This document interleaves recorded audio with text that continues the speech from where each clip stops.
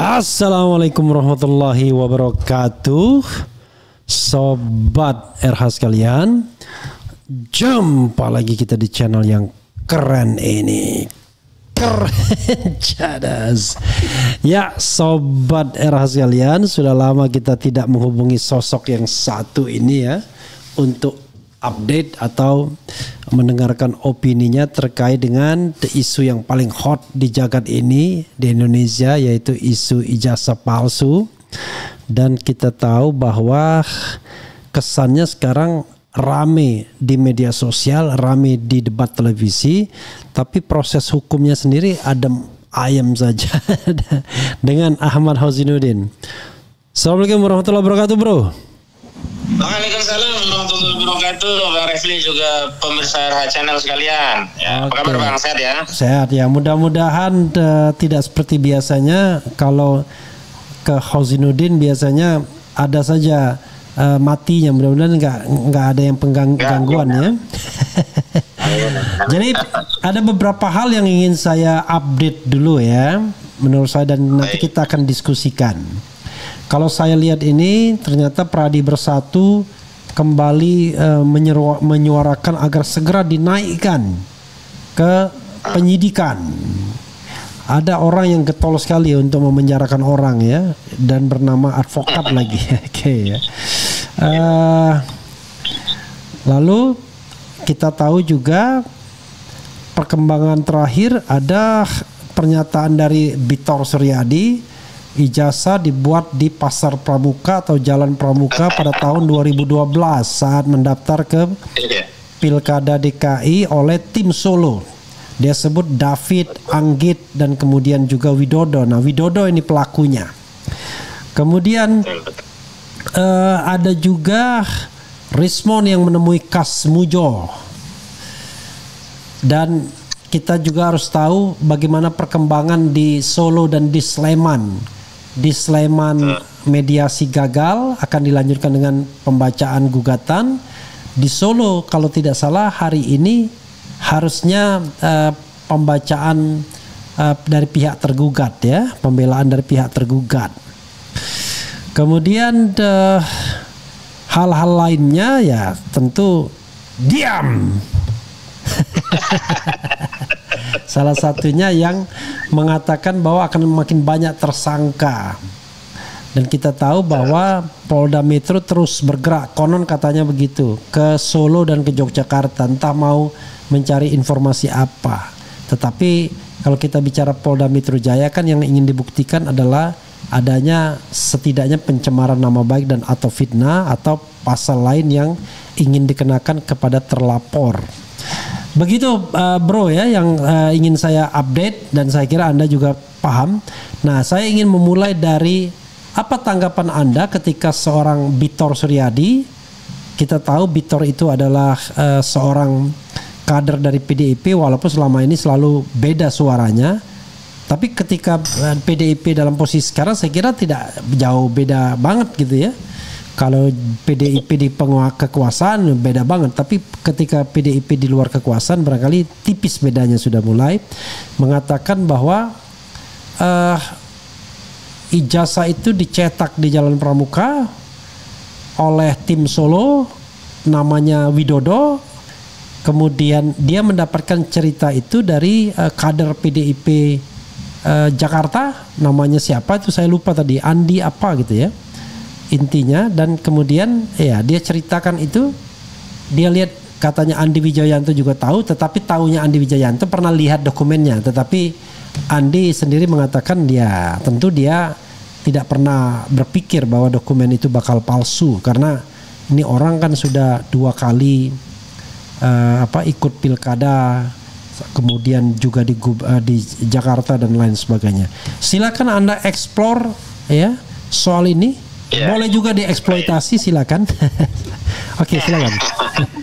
Baik, bismillahirrahmanirrahim pada pemirsa semuanya. Yang pertama, kami perlu tegaskan sikap resmi kami terhadap apa yang dirilis oleh Barreskrim Mabes Polri, juga tuntutan sejumlah pihak termasuk dari Pradi Bersatu, Bung Ade Darmawan kan yang berulang kali meminta agar proses penyelidikan terkait dugaan tindak pidana fitnah dan pencemaran di Polda Metro Jaya yang dilaporkan oleh Saudara Joko Widodo di 30 April 2025 lalu agar ditingkatkan menjadi penyidikan. Nah, kami dalam konferensi pers yang lalu sudah menegaskan beberapa hal. Yang pertama, status ijazah ini sekarang status quo-nya sedang disengketakan. Jadi tidak bisa mendeskripsikan atau memberikan atribut ijazah ini sebagai asli atau sebaliknya sebelum ada putusan pengadilan yang berkekuatan hukum tetap. Karena itu, apa yang dilakukan oleh Bareskrim Mabes Polri yang telah merilis hasil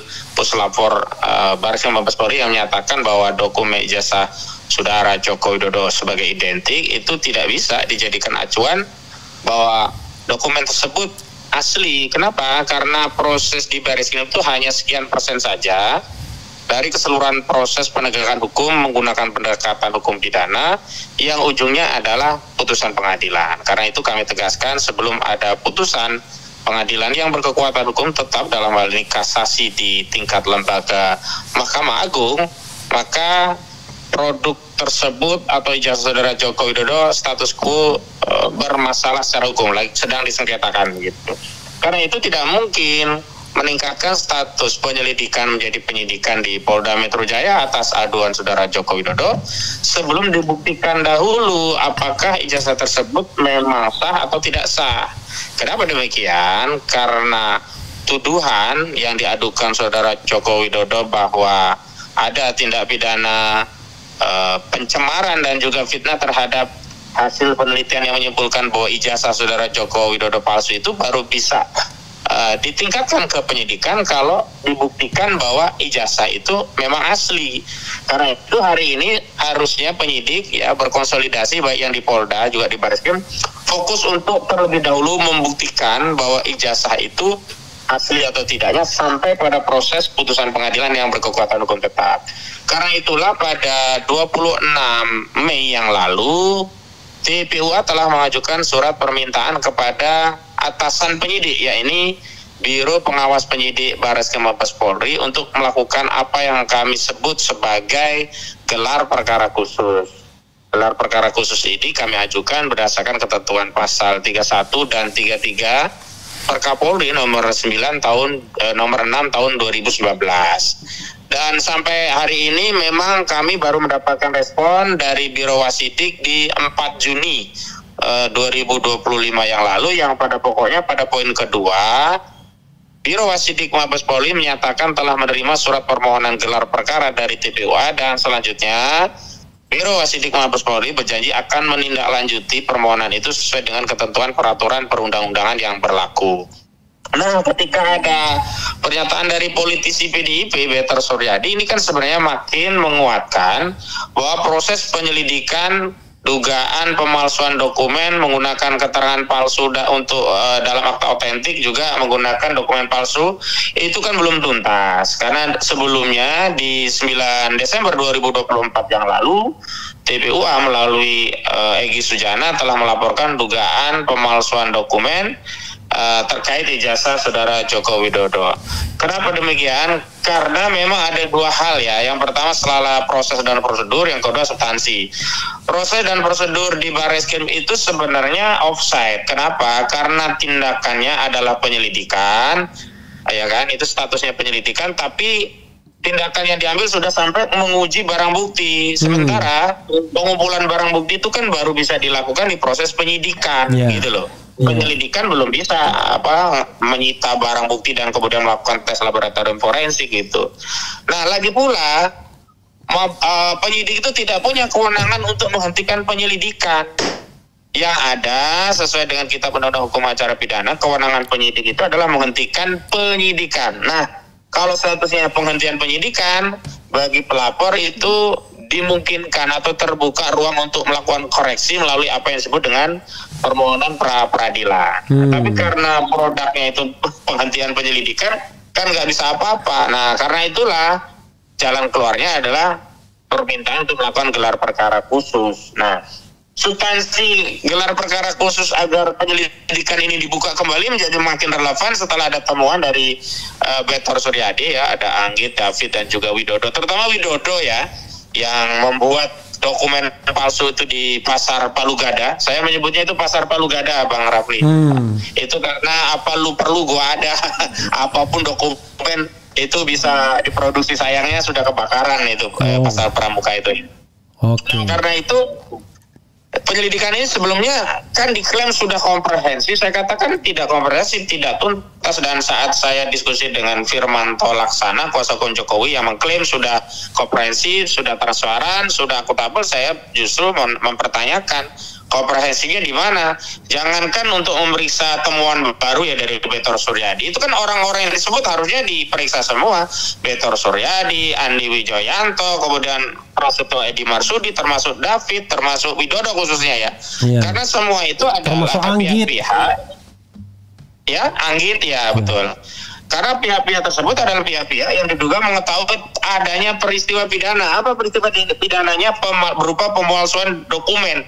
Bagaimana bentuk atau modus operandi pemalsuan dokumen itu? Yakni pesan di Pasar Pramuka di daerah Salemba, Jakarta Pusat. Nah, jadi kalau masalah ijazahnya ini sendiri belum bisa diklirkan asli atau tidak, penyidik nggak bisa kemudian terburu-buru ya, prematur langsung mengikuti kehendak pelapor, dalam hal ini misalkan Pradi Bersatu, untuk meningkatkan penyelidikan di Polda Metro Jaya menjadi penyidikan. Dan dalam sebuah diskusi di sebuah stasiun TV nasional, saya sudah bantah ya permintaan dari Pradi Bersatu. Kenapa? Karena dalam konteks kasus di Polda Metro Jaya ini delik aduan, yakni fitnah dan pencemaran, itu yang punya legal standing hanya saudara Joko Widodo. Tidak ada kaitannya dengan Pradi Bersatu.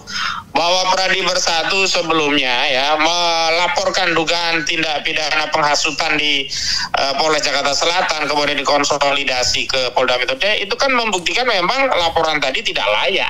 Kalaupun itu dikonsolidasi, keterangan dari saksi-saksi tadi hanya dalam rangka untuk menguatkan proses di Polda, yakni fitnah dan pencemaran. Sehingga apa? Sehingga Pradi Bersatu itu bukanlah pihak korban, tidak relevan. Paling dia saksi yang sifatnya hanya testimoni Daud itu, karena dia tidak mengalami sendiri, melihat sendiri, ya, kemudian menerangkan seperti apa ya pencemaran yang dialami oleh saudara Joko Widodo. Kan ini banyak orang jadi kepo, Bang, merasa ya mengindividualisasi dirinya itu sebagai Jokowi. Jokowi yang ijazahnya dianggap disebut palsu, tapi yang repot ada Silverstone Matutina, ada Adi Darmawan dari Pradi Bersatu, ada orang yang menamakan dirinya pemuda patriot Nusantara, kemudian muncul ngabalin macam-macam itu loh. Ada juga pengacara siapa itu yang sering bawa mawar itu. Iya, itu si Peter Ramadoni ya, itu sampai bawa borgol itu. Itu kan nggak ada urusannya gitu. Jadi kepo ya ibaratnya. Jadi kalau istilah orang Jawa itu wong legan golek momongan. Orang nggak ada kerjaan, nyari kerjaan, kira-kira begitu. Tapi kalau kasusnya itu memang delik umum, oke lah. Ini delik aduan. Nah, adapun kalau itu dianggap sebagai penghasutan itu sudah diputuskan oleh MK menjadi delik material, harus ada korbannya. Korbannya itu sendiri siapa yang dihasut? Nah, ini kan masih nggak jelas. Kalau klaimnya bahwa korbannya itu adalah masyarakat menjadi mempercayai bahwa ijazah itu asli, berarti kan korbannya lagi-lagi saudara Joko Widodo. Sementara korbannya ya ini saudara Joko Widodo yang kemudian mengadukan dirinya kena fitnah dan juga kena pencemaran, itu juga belum proses.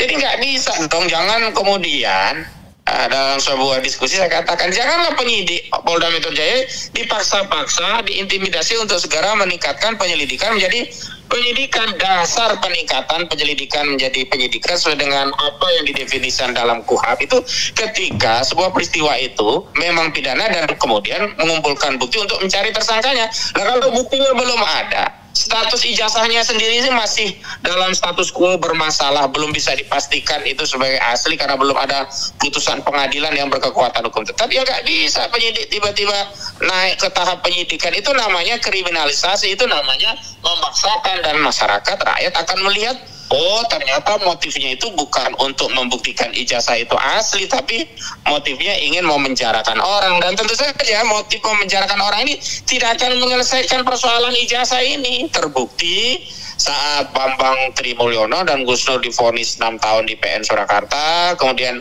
saat banding turun 4 tahun, itu kan kemudian tidak membuat publik atau rakyat ini yakin ijazah itu asli sudah berhenti mendiskusikan.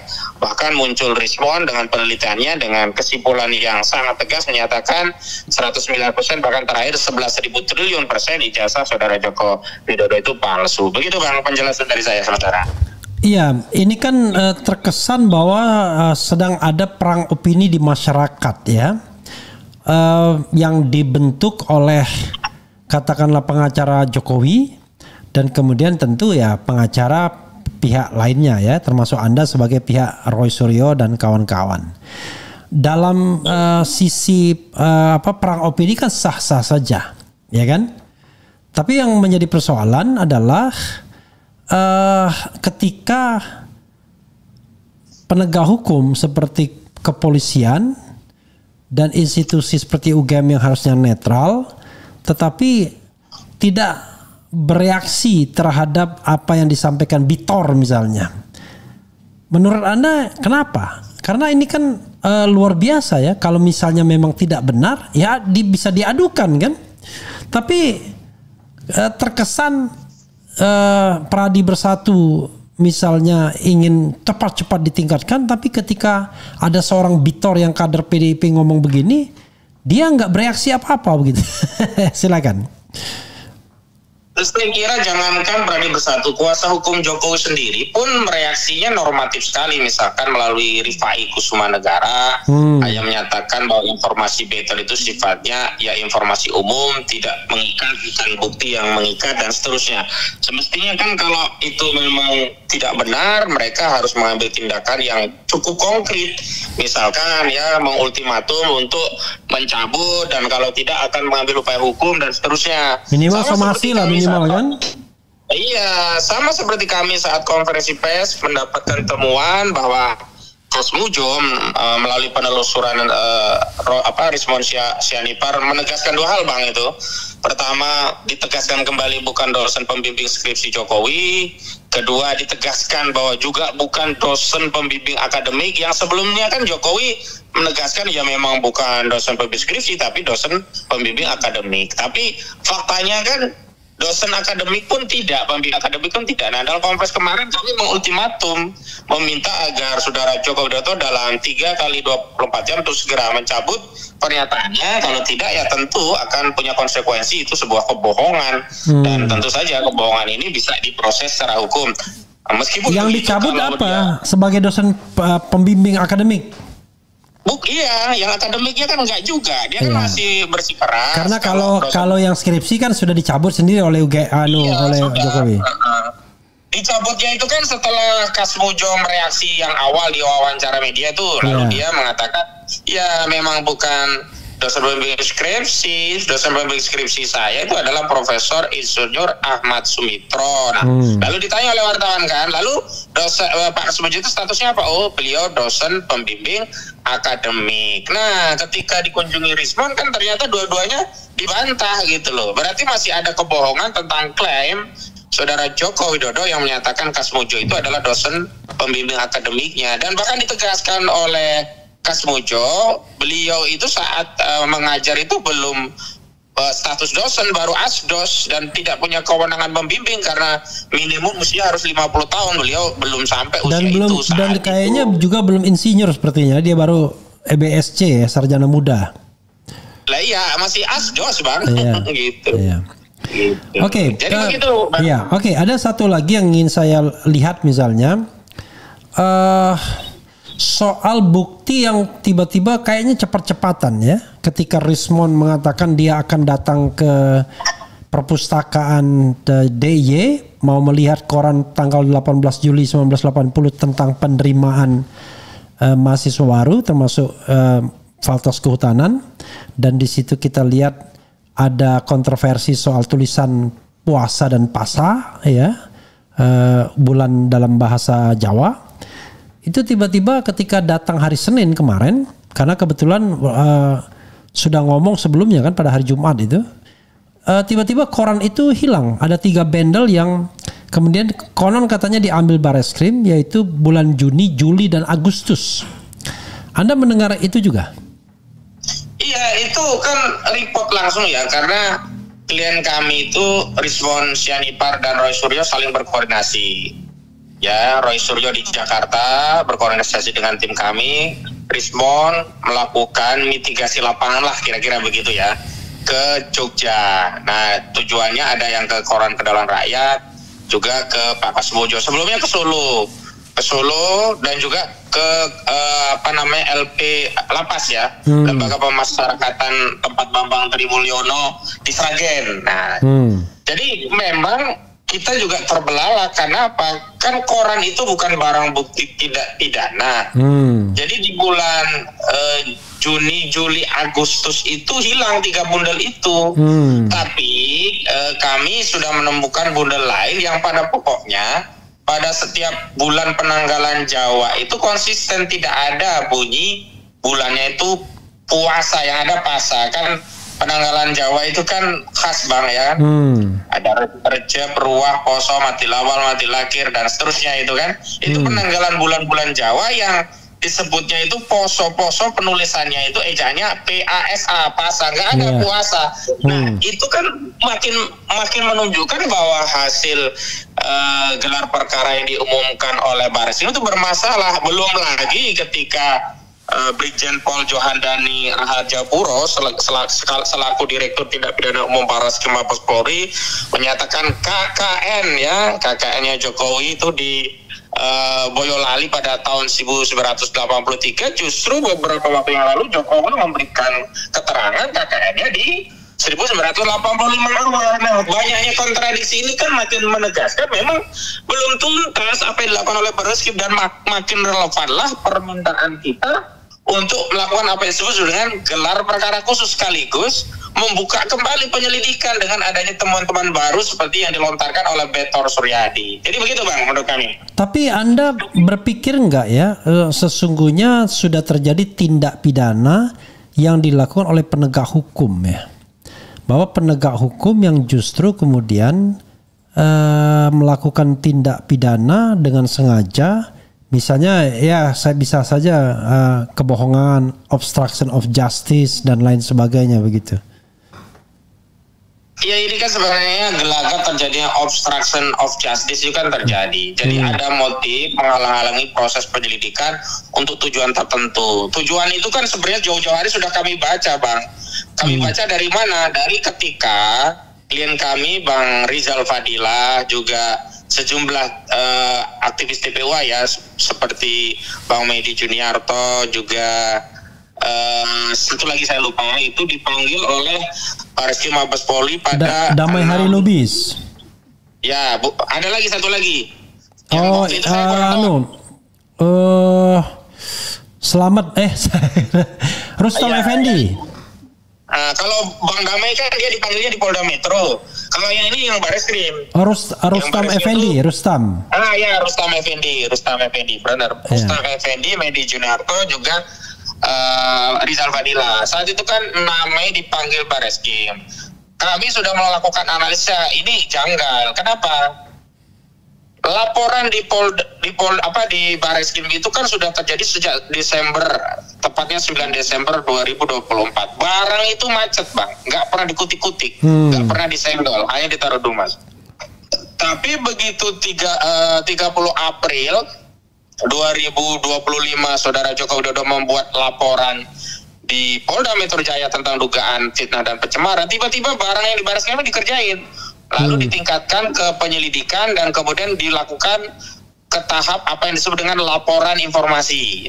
Nah, berdasarkan peningkatan penyelidikan laporan informasi itulah dilakukan undangan klarifikasi. Nah, diantaranya undangan klarifikasi itu diterima klien kami di 6 Mei 2025. Nah, saat itu kami membaca jangan-jangan ini jebakan. Jadi proses di Barreskrim itu ditingkatkan dalam rangka untuk melakukan dua hal.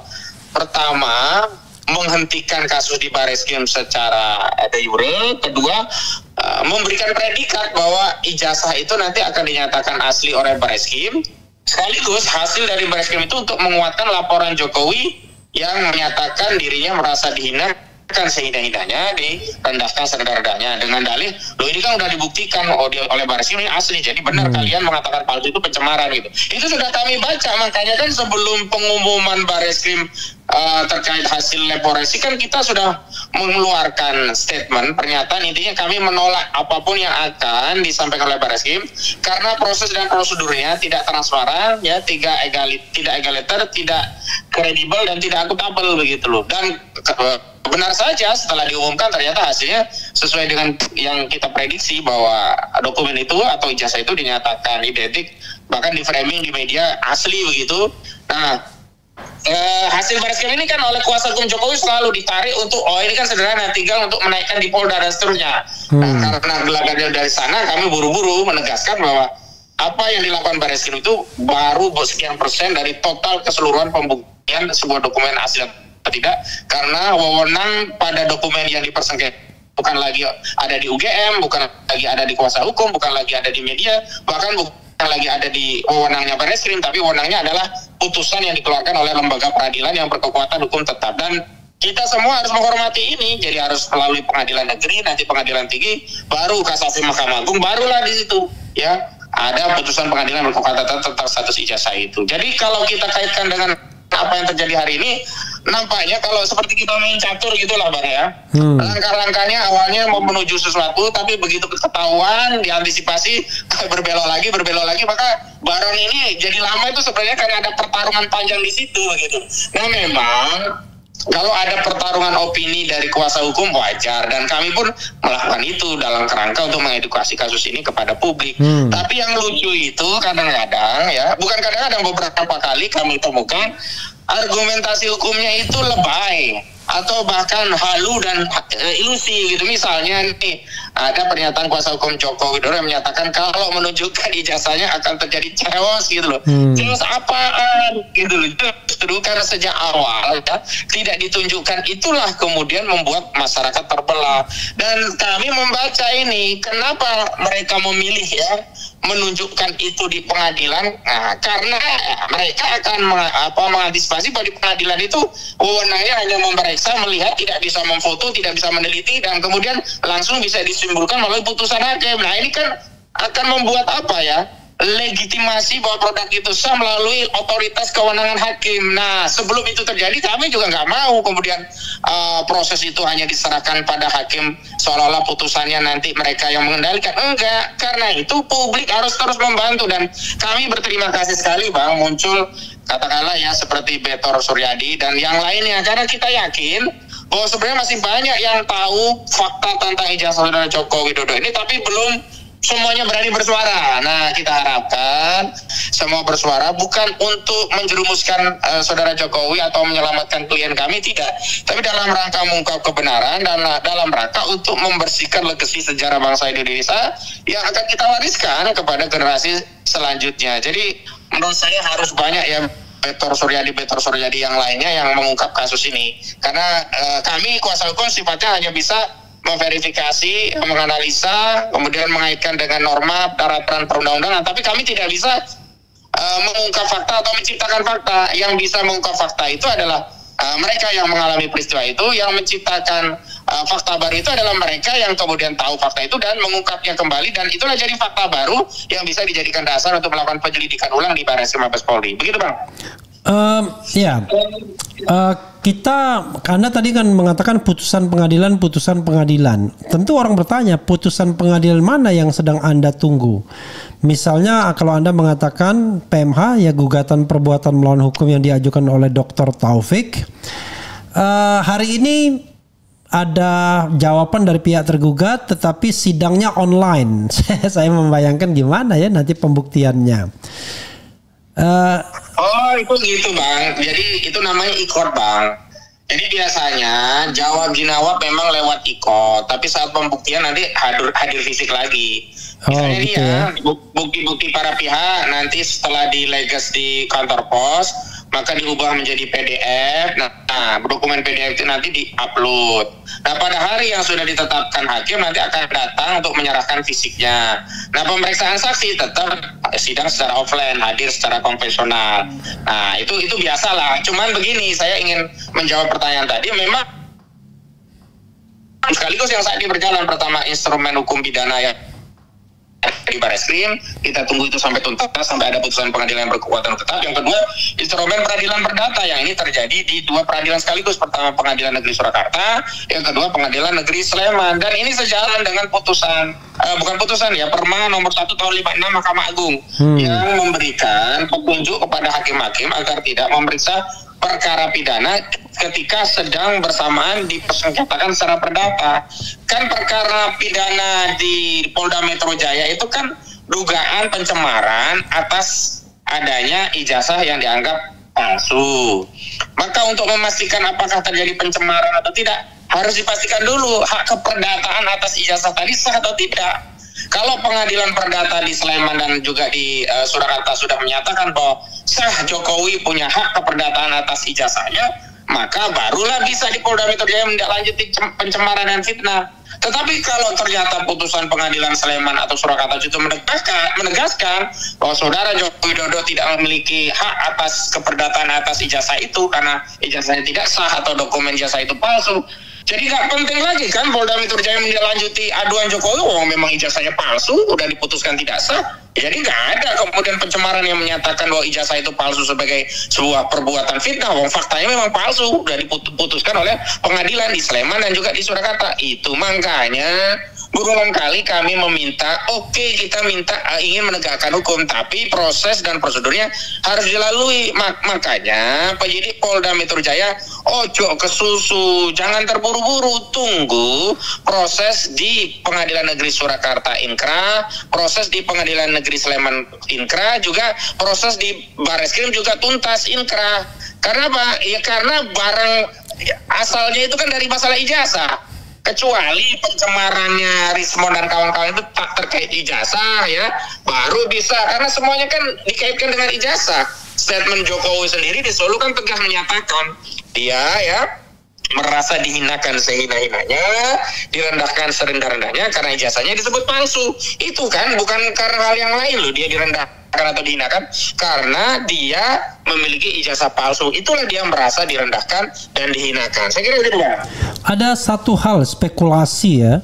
Misalnya katakanlah jawaban tergugat diterima ya, semacam eksepsi bahwa katakanlah pengadilan tidak berwenang atau penggugat tidak punya legal standing, maka kan tidak ada pembuktian ada apakah ijazah itu palsu atau tidak. Itu nanti gimana?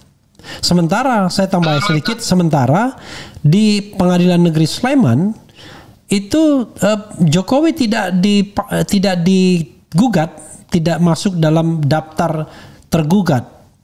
Jadi bagaimana menghadirkan ijazah sokol aslinya kalau seandainya Jokowi bukan tergugat? Silakan. Ya, yang pertama, terlepas Jokowi tidak digugat di Sleman, pokok perkaranya, materi muatannya sama-sama terkait ijazah. Bedanya, kalau di Pengadilan Negeri Sleman itu fokus ke ijazah UGM-nya, kalau di Pengadilan Negeri Surakarta itu bukan hanya UGM, juga SMA-nya. Makanya sejumlah pihak juga digugat. Makanya kan dua-duanya terjadi intervensi tuh Bang. Di Pengadilan Negeri Sleman, Pak Taufik dan kawan berusaha masuk intervensi untuk ikut kedudukan bersama dengan penggugat. Di Solo, di Surakarta ada teman Jokowi yang juga intervensi ingin masuk sebagai pihak dalam gugatan. Ditolak semua ya intervensi itu ya, interventor itu ditolak semua ya, baik di Solo maupun di Sleman. Yang terakhir dua-duanya ditolak. Yang di Jogja di Sleman ditolak, yang di Pengadilan Surakarta juga ditolak. Artinya status quo berjalan seperti biasa. Itu yang pertama ingin saya jelaskan. Yang kedua, memang ada kekhawatiran proses itu dipenggal di tingkat eksepsi dengan menyatakan pengadilan tidak berwenang, misalnya dengan dalih objek perkaranya bukan perbuatan melawan hukum melainkan objek berkaitan dengan keputusan tata usaha negara atau besiking, sehingga kewenangannya bukan di peradilan umum tapi peradilan tata usaha negara. Nah, ini memang akan mengulangi kasus seperti yang di Jakarta atau di Jakarta Pusat, Bang. Akhirnya tidak bisa ditemukan predikat apapun, sehingga kalau tidak ditemukan predikat apapun juga tidak bisa dikatakan apakah ijazah itu asli atau palsu, sehingga itu juga tidak bisa dijadikan putusan itu untuk menindaklanjuti laporan Jokowi di Polda Metro Jaya karena statusnya juga jelas, karena eksepsi atau putusan yang di NO itu putusan tidak dapat diterima itu intinya belum masuk ke pokok perkara sehingga tidak bisa dijadikan legitimasi apakah ijazah itu asli atau tidak. Ini kan yang selama ini diklaim oleh kubu Jokowi melalui kuasa hukumnya ya. Apakah itu Utuh Hasibuan atau anaknya Yakub Hasibuan yang berulang kali menyatakan kan ijazah ini sudah digugat, sudah menang, sudah dibuktikan. Nah, itu yang klaim-klaim keliru karena sejatinya peradilan yang terjadi terkait ijazah palsu itu ada dua. Yang pertama itu tidak sampai pokok perkara karena dicabut, yang gugatan Bambang Tri saya terlibat menjadi kuasa hukumnya. Yang kedua sudah masuk jawab jinawat tapi tidak sempat pokok perkara karena divonis NU atau tidak dapat diterima. Nah itu yang konsekuensi kalau ini berhenti di tengah jalan. Tapi yang kedua yang penting untuk kita garis bawahi terkait konsekuensi dengan pidana. Konsekuensi pidananya adalah bahwa kalau yang diperdata itu tidak jalan, masih ada satu harapan yang mau tidak mau harus sampai ke pengadilan. Yakni apa? Laporan yang di Bareskrim, yang penyelidikannya yang kita minta untuk dilakukan gelar perkara khusus. Dari situ sebenarnya itu akan pasti masuk ke pengadilan. Makanya Bareskrim jangan ngawur, masa dihentikan di penyelidikan. Ya, nomenklaturnya penyelidikan, tapi tindakannya seperti penyidikan, tapi prosesnya dihentikan penyelidikan. Nah, ini kan kita menjadi kayak orang kehilangan objek. Mau digugat pra peradilan nggak bisa, ya kan? Kemudian terpaksalah kita minta gelar perkara khusus. Kenapa? Karena prosesnya penyelidikan. Padahal tindakan-tindakan untuk mendeklar bahwa penyelidikan itu dihentikan adalah tindakan yang semestinya itu dilakukan baru pada saat penyidikan. Ngumpulin barang bukti, kemudian menguji laboratorium forensik. Itu di Perkopolri tentang penyidikan tidak pidana ya, menguji forensik ya, menguji bukti forensik itu bagian dari tindakan penyidikan, bukan penyelidikan gitu loh. Jadi offset aja. Ya, bro, kan ini kan gitu loh, melampaui kewenangan gitu loh. Bro, gitu ini kan bisa dikatakan bahwa proses penyelidikan yang dilakukan oleh Bareskrim itu tidak profesional ya. Kalau seandainya kita ingin tidak mengatakan bahwa ada kecenderungan untuk obstruction of justice, minimal tidak profesional. Ya, tetapi betul. Anda tidak mengadukan ya kepada lembaga pengawasnya ya, hanya kepada penyidiknya doang ya. Kepada Karowasidik doang, bukan kepada pengawasnya Irjen misalnya itu. Nah, jadi pertimbangan kami begini Bang, kami itu sedang fokus pada prosesnya, prosedurnya, tindakannya, bukan kepada pejabatnya.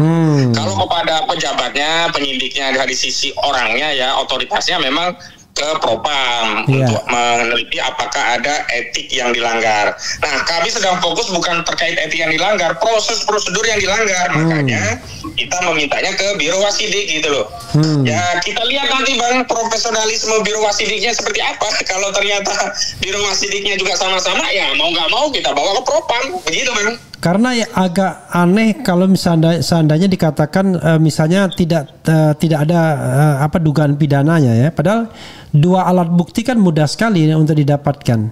Ada surat, kemudian ada keterangan ahli yang sudah disampaikan Rismond misalnya atau Roy Suryo, dan kemudian ada petunjuk-petunjuk lainnya kan, Kasmujo dan lain sebagainya.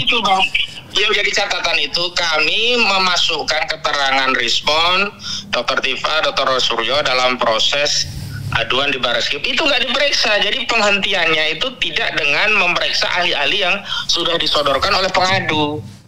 Ya jadi wajar lah kalau nggak ditemukan dua alat bukti, karena bukti yang menguatkan tidak diperiksa, ya hanya mencari bukti-bukti hanya untuk melegitimasi penghentian penyelidikan itu yang dilakukan Bareskrim.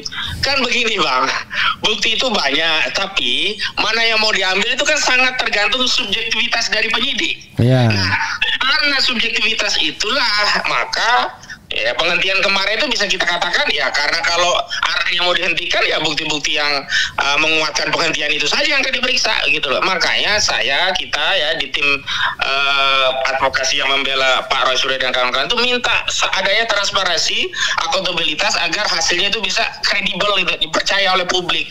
Apa jalannya, apa mekanisme, apa metode ya melalui gelar perkara khusus. Begitu Bang. Oke bro, kita coba bacakan komentar sobat era sekalian. Siapa tahu ini ada rasa ingin tahu dia atau mereka yang kemudian harus Anda jawab ya. Coba kita lihat. Saya highlight saja ya. walaupun ini agak random karena biasalah banyak sekali komentar-komentarnya. Yang kuat pasti menang. Ya Allah, tunjukkanlah kepada kami kebenaran sehingga kami bisa mengikutinya, dan tunjukkanlah kepada kami kejelekan sehingga kami dapat menjauhinya. Waalaikumsalam warahmatullahi wabarakatuh. Abang Refli, 99,99% beban hidup, nggak ngerti maksudnya apa ini. Tidak akan ada pengadilan ijazah palsu. Sangat diduga tidak ada hakim yang berani hadirkan ijazah dan skripsi Jokowi kecuali ada reformasi Polri, minimal ganti Kapolri. Kemudian diam, ada juga ya. Jokowi makin stres kalau di Polda terus nggak fair karena Bareskrim belum sampai sidang. Bang Refli, saya melihat di video rumah Pak Kasmujo, beda antara yang ditemui Pak Rismon dengan yang ditemui Pak Jokowi. Betul nggak sih? Nah, ini mana saya tahu ini. Salam cadas. Kalau menurut saya harusnya pihak TPWA cari juga cara lain untuk siasati Jokowi agar dia mau membuka ijazahnya untuk dapat dicek labor. Rumah settingan. Sebenarnya kalau Jokowi tunjukkan ijazahnya selesai kasus ijazah, tapi Pak Jokowi orangnya egois. Bismillah Bang RH, Jatim hadir, tetap semangat Bang, memunculkan yang hak biar yang batil segera sirna di NKRI, amin.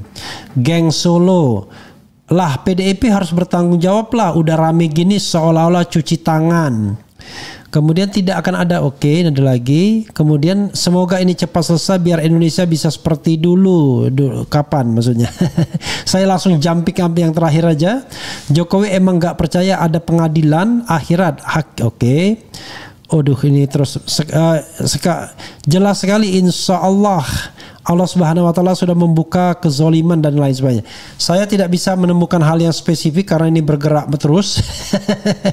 Dan kemudian mata kita sudah mulai menjadi mata tua untuk mengikuti pergerakan-pergerakan ini ya. Bitor udah jadi hero baru NKRI. Dalam film Parcok selalu menjadi pahlawan kesiangan. UPP Unitas Pasar Pramuka. Pak Rizal percaya nggak ijazah palsu dibikin di Pasar Pramuka? Maksudnya kok Pak Rizal ya? Pak Hosinuddin mungkin maksudnya. Polisi kok nggak mau diajak bohong bareng Jokowi sih? Polisi kok mau diajak bohong bareng Jokowi sih? Itu polisi Republik Indo atau polisi geng Oslo ya? Polgo katanya. Polisi menghilangkan bukti dan penebar berita bohong, tanda tanya. Polisi bisa digubarkan dan bilang digubarkan ya, dan bisa dibunuh rame-rame sama rakyat, tanda tanya. Bebas rakyat mau ngapain juga, mau nuklir juga boleh kalau punya uraniumnya, tanda tanya. Ya saya kira karena saya tidak bisa membaca secara memilih gitu ya, saya acak aja. Bayar. Ngomong-ngomong, mana ternaknya Mulyono? Dengan bocoran ijazah Jokowi dibeli dari Pasar Pramuka menjadi tamparan kepada Bareskrim yang mengatakan ijazah Jokowi asli. Oke, silakan bro, wrap up sedikit dan kemudian closing statement. Baik, tadi ada pertanyaan terkait keyakinan, dan saya juga sempat di sebuah stasiun TV nasional berdiskusi. Pengamat politik Hendy Satrio bertanya ke saya, jadi Anda ini percaya nggak sama UGM gitu? Yakin nggak dengan statement UGM misalnya begitu? Waktu itu saya jawab, dan hari ini juga saya menjawab sama, bahwa saya, tim kami tidak dalam kapasitas yakin atau tidak yakin pada sejumlah statement, tapi kita sedang memverifikasi dan membuktikan secara hukum, dan keputusan lembaga yang berwenang dalam hal ini peradilan itulah yang akan menjadi acuan dalam memberikan tafsiran. Pertama, apakah ijazah itu asli atau tidak. Yang kedua, apakah ada pencemaran atau fitnah atau tidak begitu.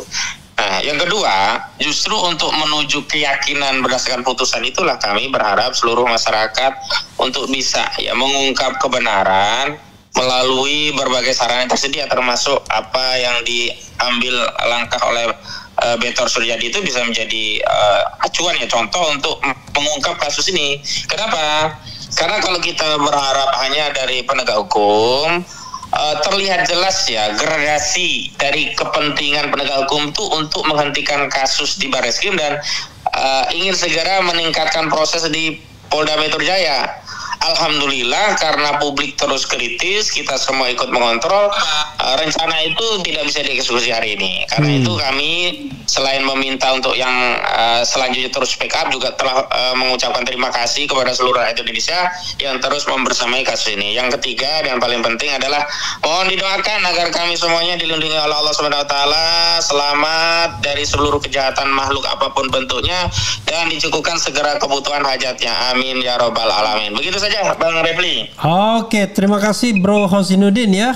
Mudah-mudahan sehat walafiat dan segera menemukan kebenaran ya. Amin. Amin. Oke, saudara sekalian, itu dengan Ahmad Hosinuddin, salah seorang lawyer atau kuasa hukum dari Roy Suryo dan kawan-kawan ya, masih kuasa hukum karena kita belum jelas bagaimana nanti proses ke depannya. Kalau sudah pidana nanti penasihat hukum tentunya. Mudah-mudahan kita bisa mencari atau mendapatkan kebenaran, walaupun kadang-kadang kebenaran itu selalu berliku-liku mencarinya. Tetapi yakinlah ya, sooner or later kebenaran itu akan datang, akan tampak dan cahaya akan terang kembali. Sekali lagi saya juga berdoa hanya kebenaranlah yang mampir ke sini, bukan ketidakbenaran. Kalau yang benar itu Jokowi ya kita katakan benar. Tapi kalau Jokowi yang salah ya kita katakan salah. Jangan karena kita takut bahwa ini adalah penguasa yang dilindungi oleh penegak hukum lalu kemudian kita tidak mau membicarakan lagi soal kebenaran. Sekali lagi, kebenaran yang kita ingin ucapkan, apakah itu kebenaran versi Roy Suryo dan kawan-kawan, apakah itu kebenaran versi Jokowi dan kawan-kawan. Begitu saudara sekalian. Wassalamualaikum warahmatullahi wabarakatuh. Keren, cadas, ciao.